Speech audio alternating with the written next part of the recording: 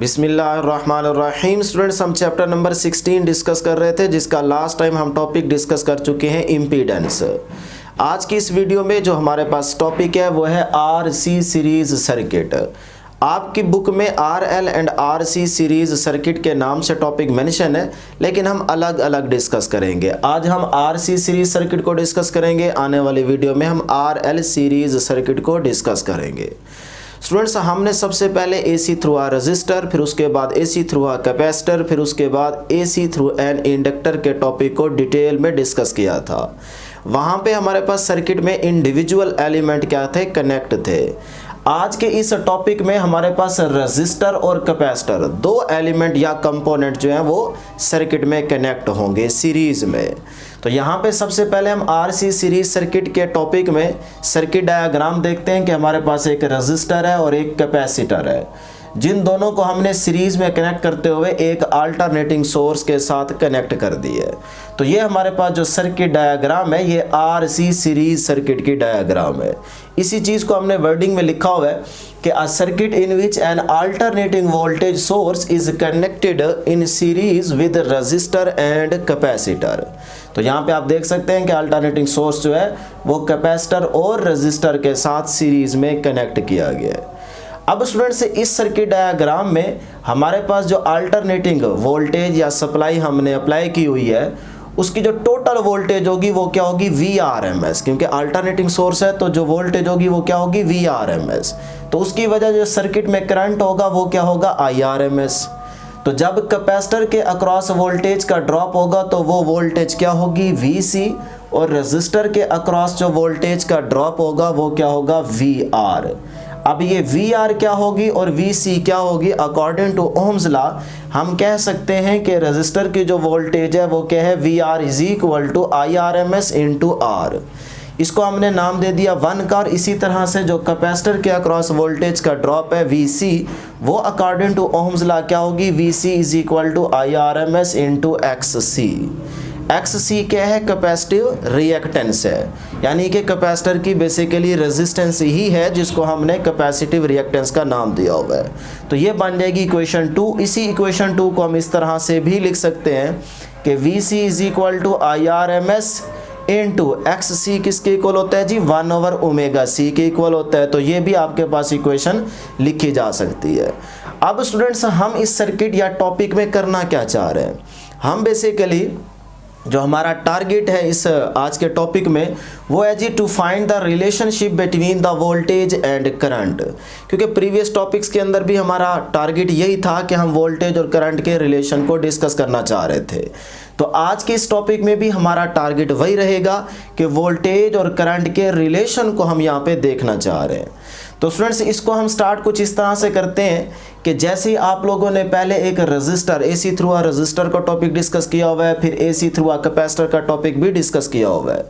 तो वहाँ पे कैपेसिटर के थ्रू वोल्टेज और करंट का रिलेशन क्या था और रजिस्टर के थ्रू वोल्टेज और करंट का रिलेशन क्या था, ये आपको पता होना चाहिए। तो इसलिए मैं चाहूँगा कि आप प्लेलिस्ट में जाके पहले एसी थ्रू आ रजिस्टर के टॉपिक को समझें, फिर एसी थ्रू आ कैपेसिटर के टॉपिक को देखें, फिर उसके बाद अगर आप आरसी सीरीज सर्किट की तरफ आएंगे तो ये आपको क्लियरली समझ आ जाएगा।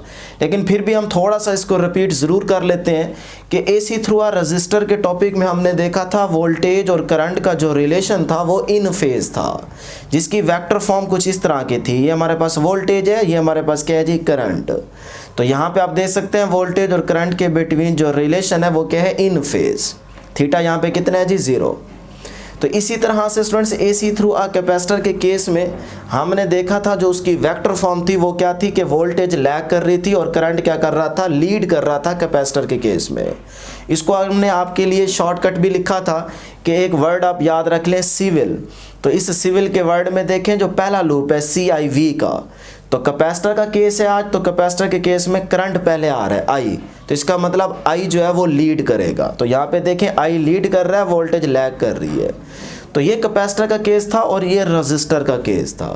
अब स्टूडेंट्स, अगर हम आज के इस टॉपिक में वोल्टेज और करंट का रिलेशन देखना चाह रहे हैं बाय वेक्टर फॉर्म, तो हम क्या करते हैं कि इन दोनों को, एसी थ्रू आ कैपेसिटर की वेक्टर फॉर्म और एसी थ्रू आ रजिस्टर की वेक्टर फॉर्म को अगर हम ऐड कर दें, कंबाइन कर दें, तो फिर हमारे पास इस सर्किट की वेक्टर फॉर्म के अंदर वोल्टेज और करंट का रिलेशन आ जाएगा। इसी चीज़ को हम यहाँ पे देखते हैं कि हमने ये वाली वेक्टर फॉर्म और ये वाली वेक्टर फॉर्म दोनों को हमने यहाँ पे ऐड कर दी है। अब आपने इसको समझना है कि देखें वोल्टेज और करंट एक ही डायरेक्शन में है रजिस्टर के केस में, तो लेट करें कि ये हमारे पास रजिस्टर के अक्रॉस वोल्टेज है रेड वाली, और ये जो ब्लैक है ये हमारे पास क्या है, करंट है रजिस्टर वाले केस में। तो हमने दोनों को यहाँ पे ड्रा कर दिया। इसी तरह से स्टूडेंट्स कैपेसिटर के केस में क्या है, वोल्टेज डाउनवर्ड और करंट क्या है, हॉरिजॉन्टल। तो कैपेसिटर वाले केस में जो करंट हॉरिजॉन्टल है उसी करंट को मैंने हॉरिजॉन्टल ड्रा कर दिया इसी के ऊपर, और जो वर्टिकली डाउनवर्ड हमारे पास वोल्टेज है उसको हमने कैपेसिटर के केस में जो वर्टिकली वोल्टेज है डाउनवर्ड उसको हमने यहाँ पे ड्रा कर दिया। तो इस तरह से रजिस्टर के केस की जो वोल्टेज और करंट है वो यहाँ पे ड्रा की गई है, ये देख सकते हैं आप, और जो कैपेसिटर के केस में करंट और वोल्टेज है वो यहाँ पे ये ड्रा की गई है। दोनों को हमने क्या कर दिया है, कंबाइन कर दिया है। अब स्टूडेंट्स अगर हम यहाँ सर्किट में गौर करें तो जो रजिस्टर के अक्रॉस वोल्टेज का ड्रॉप है और कैपेसिटर के अक्रॉस वोल्टेज का ड्रॉप है, उन दोनों को अगर हम ऐड करें तो जो उनका रिजल्टेंट होगा, रिजल्टेंट वोल्टेज होगी वो क्या होगी, VRMS, यही वोल्टेज होगी ना। तो इसी तरह से अगर मैं इस केस की वेक्टर फॉर्म और इस केस की वेक्टर फॉर्म को ऐड करूं और उनका रिजल्टेंट देखना चाहूं तो वो भी तो मेरे पास वेक्टर फॉर्म में रिजल्टेंट आना चाहिए। तो इसी तरह से ये रजिस्टर का केस था और ये वाला करंट और ये वाला वोल्टेज ये कैपेसिटर का केस था। तो मैं क्या करता हूं, यहाँ पे रजिस्टर और कैपेसिटर की जो वेक्टर फॉर्म को हमने कंबाइन करके लिखा है इसका हम रिजल्टेंट फाइंड करते हैं, क्योंकि यहाँ पे वोल्टेज है ना, दोनों की जो रिजल्टेंट वोल्टेज होगी वो VRMS होगी। तो इसी तरह से यहाँ पे अगर मैं वेक्टर फॉर्म में वोल्टेज का रिजल्टेंट देखना चाहूँ तो वो मेरे पास किस तरह से बनेगा। तो स्टूडेंट्स देखें, अगर मैं इस VC को, ये वाला जो आपको वेक्टर नज़र आ रहा है, इसको अगर मैं यहाँ पे ऐड कर दूँ तो कोई फ़र्क तो नहीं पड़ेगा डायग्राम में, नहीं, क्योंकि हम इस वेक्टर को पैरेलल मूव करवा रहे हैं। तो पैरेलल मूव करवा के मैं यहाँ पे लेके आऊँगा according to head to tail. इस हेड पे मैं क्या करूंगा, इस वेक्टर की टेल ऐड करूंगा, यानी कि जैसे था वैसे ही लेके आया हूं। तो अब ये दो वेक्टर्स ऐड हो चुके हैं हेड टू टेल। तो रिजल्टेंट कैसे होता है कि फर्स्ट वेक्टर की टेल से टेल उसकी मिलाई जाए और लास्ट वेक्टर के हेड से उसका हेड मिलाया जाए। तो ये फर्स्ट वेक्टर की टेल से रिजल्टेंट की टेल और लास्ट वेक्टर के हेड से ये हेड मिला दिया। तो ये हमारे पास रिजल्टेंट आ गया इन दो वेक्टर्स का। ये क्या है, VC और ये क्या है, VR। इन दोनों का जो रिजल्टेंट है वो ये है। तो यहाँ पे देखें VR और VC का जो रिजल्टेंट है वो क्या है, VRMS। तो ये VR और ये VC दोनों का जो रिजल्टेंट होगा वो क्या होगा, VRMS होगा, VRMS होगा। और वो VRMS किसके इक्वल होगा, IRMS इंटू Z। ये हमने कैसे लिखा, लास्ट टाइम हम इम्पीडेंस के रिलेशन में देख चुके हैं, Z is equal to V over I होता है, VRMS ओवर IRMS। तो वहां से VRMS किसके इक्वल होगा, IRMS इंटू Z के इक्वल होगा। तो ये स्टूडेंट्स वेक्टर फॉर्म में VRMS हमारे पास रिजल्टेंट आ गया है। अब स्टूडेंट्स हम यहाँ पे एक चीज़ याद रखेंगे जो कि आपसे MCQs में भी पूछी जा सकती है, कि जिस तरह AC थ्रू आर रजिस्टर के केस में हमने देखा वोल्टेज और करंट का जो रिलेशन होता है वो इन फेज होता है, इसी तरह से AC थ्रू आर कैपेसिटर के केस में जो करंट होता है वो लीड करता है और जो वोल्टेज होती है वो करंट से लैग करती है। इसी तरह से इस टॉपिक में भी आपसे पूछा जा सकता है कि RC सीरीज सर्किट में वोल्टेज लीड करती है या लैग करती है, ये बताएं। तो आप इस वेक्टर फॉर्म से देख सकते हैं। एक सेकंड के लिए भूल जाएं कि ये हमारे पास VC वेक्टर यहाँ पे है, सिर्फ ये वाला IRMS और ये वाला VRMS हमने यहाँ पे ड्रा कर लिया है। और एंगल क्या है दोनों के बिटवीन, थीटा। ये देख सकते हैं VRMS है, ये VRMS आ गया, ये IRMS है तो ये IRMS आ गया। अब इन दोनों के बिटवीन ये एंगल थीटा है। तो इस वेक्टर फॉर्म को गौर से देखते हुए आप ये बता सकते हैं कि अब भी हमारे पास RC सीरीज सर्किट में वोल्टेज जो है वो लैग कर रही है, लेकिन याद रहे 90 के फेज पे नहीं, क्योंकि ये वोल्टेज यहाँ नहीं है, यहाँ पे है। ये वोल्टेज अभी भी देखो करंट से पीछे है। कुछ एंगल पे, यानी कि वो एंगल कितना हमें नहीं पता अभी फ़िलहाल, लेकिन हम ये तो कह सकते हैं ना कि अभी भी इस सिचुएशन में करंट आगे है, वोल्टेज पीछे है, तो वोल्टेज अभी भी क्या कर रही है, लैग कर रही है। कितने फेज पे जी, एंगल थीटा पे। तो इसी चीज को हमने लिखा हुआ है कि इन RC circuit voltage lags current by some angle of theta. ये एंगल वो थीटा है जिस एंगल पे आरएमएस वोल्टेज जो है वो लैग कर रही है, किससे, करंट से। तो ये याद रखिएगा, एमसीक्यू से पूछा जा सकता है एमसीक्यूज में। अब वो एंगल कितना होगा थीटा, तो उससे भी आपका एमसीक्यूज बन सकता है कि याद रहे थीटा 0 से ग्रेटर होगा और 90 से लेस होगा। तो यहाँ पे आप देख सकते हैं, यहाँ पे 90 बनेगा ना, तो 90 से क्या है, लेस, और 0 से क्या है, ग्रेटर। तो ये चीज़ आपने याद रखनी है। अब स्टूडेंट्स हम इस राइट ट्राइंगल को देखते हुए इम्पीडेंस का मैथमेटिकल रिलेशन फाइंड आउट करेंगे। तो हमने यहाँ पे heading the calculation of impedance. तो इस राइट ट्राइंगल को, ये वाली देखें ज़रा इधर गौर से, ये वाली जो राइट ट्राइंगल है इसको मैंने यहाँ पे बाहर निकाला।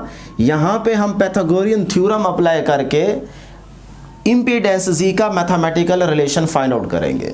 तो स्टूडेंट्स ये मैंने ट्राइंगल बाहर निकाली यहाँ पे, राइट ट्राइंगल, जिसमें ये हमारे पास वी आर एम एस है, ये वी सी है, और ये हॉरिजॉन्टल क्या है, वी आर है, और ये हमारे पास एंगल थीटा है। तो यहाँ पे आप पैथागोरियन थ्योरम अप्लाई करें, हाइपोटेन्यूज का square is equal to base square plus perpendicular square.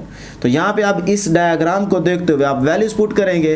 तो हाइपोटेन्यूज क्या है इसमें, वी आर एम एस, यहाँ पे देखें तो वी आर एम एस का स्क्वायर इज इक्वल टू, आगे स्टूडेंट्स बेस है, तो बेस क्या है, वी आर, तो वी आर का स्क्वायर प्लस उसके बाद परपेंडिकुलर क्या है, वी सी, तो यहाँ पे क्या आ जाएगा, वी सी का स्क्वायर। अब स्टूडेंट्स हम जानते हैं कि अगर हम इस स्क्वायर को ख़त्म करना चाहते हैं तो दोनों साइड्स पे क्या लेंगे, स्क्वायर रूट लेंगे, taking square root on both sides. V R की जगह हमने I R M S into R लिख दिया according to Ohm's law, V C की जगह भी हमने according to Ohm's law I R M S into X C लिख दिया, और जिस तरह से ऊपर स्क्वायर है तो वो स्क्वायर भी इनके साथ मेंशन कर दिया। अब स्टूडेंट्स अगर हम इस इक्वेशन में गौर करें तो यहाँ से आई आर एम एस और यहाँ से आई आर एम एस का स्क्वायर कॉमन ले लें, वो स्क्वायर अंडर रूट से कैंसिल होके बाहर आ जाएगा आई आर एम एस, और अंदर रहेगा R square plus X C का स्क्वायर। ये I R M S students इस वी आर एम एस के नीचे आके डिवाइड होगा, तो V R M S over I R M S क्या बन जाता है, जी, इम्पीडेंस बन जाता है, और ये वाली चीज़ वैसे की वैसे आ जाएगी। तो ये हमारे पास इम्पीडेंस का मैथमेटिकल रिलेशन आ गया है, Z is equal to R square plus X square whole की स्क्वायर रूट, जो कि हमने इस राइट ट्राइंगल से फाइंड आउट किया है। अब स्टूडेंट्स यहाँ पे गौर कीजिएगा कि अगर हम राइट ट्राइंगल से इम्पीडेंस जी की मैथमेटिकल ये रिलेशन फाइंड आउट कर सकते हैं अप्लाई करके पैथागोरियन थ्योरम, तो इसी तरह से अगर हम यहाँ पे गौर करें तो ये हमारे पास पैथागोरियन थ्योरम ही हो रहा है अप्लाई, यानी कि एक तरह से हम यहाँ पे स्क्वायर ले लें, यहाँ से भी स्क्वायर लेंगे तो स्क्वायर स्क्वायर रूट से खत्म हो जाएगा, तो ये भी तो पैथागोरियन थ्योरम ही बन जाएगा ना कि hypotenuse square is equal to base square plus perpendicular square. तो इसका मतलब मैं इस इक्वेशन से राइट ट्राइंगल भी फाइंड आउट कर सकता हूँ इम्पीडेंस की। जिस तरह वोल्टेज की हमारे पास राइट ट्राइंगल थी और हमने इम्पीडेंस का रिलेशन फाइंड आउट किया है, इसी तरह से इसको मैं इक्वेशन को देखकर राइट ट्राइंगल भी वेक्टर फॉर्म में इम्पीडेंस को ड्रा कर सकता हूँ। तो स्टूडेंट्स यहाँ पे देखें इम्पीडेंस डायग्राम कैसे आएगी, ये हमारे पास R है, ये हमारे पास XC है, तो ये हमारे पास R आ गया वेक्टर फॉर्म में और ये हमारे पास XC आ गया, तो उनका जो हमारे पास रिजल्टेंट होगा वो क्या बनेगा, इम्पीडेंस। तो इसी चीज़ को देखते हुए हमने सिर्फ और सिर्फ इस इक्वेशन को देख के वेक्टर फॉर्म ड्रा कर ली है। तो ये Z है तो ये Z आ गया, आगे R है तो ये हमारे पास R आ जाएगा, और ये XC है तो ये XC आ जाएगा। अब ये जो स्टूडेंट्स हमारे पास Z आया है इम्पीडेंस, यही तो हमारे पास सर्किट की अपोजिशन है। तो हम कह सकते हैं कि इन RC सीरीज सर्किट जो अपोजिशन होगी वो क्या होगी, इम्पीडेंस होगी, Z होगी। तो यहाँ पे देखें C भी कनेक्ट किया गया, R भी, यानी कि कैपेसिटर और रजिस्टर दो कंपोनेंट कनेक्ट किए गए सर्किट में, तो जो सर्किट की टोटल रेजिस्टेंस होगी उसी का नाम क्या होगा, इम्पीडेंस Z होगा। तो ये हमारे पास क्या है, अपोजिशन है।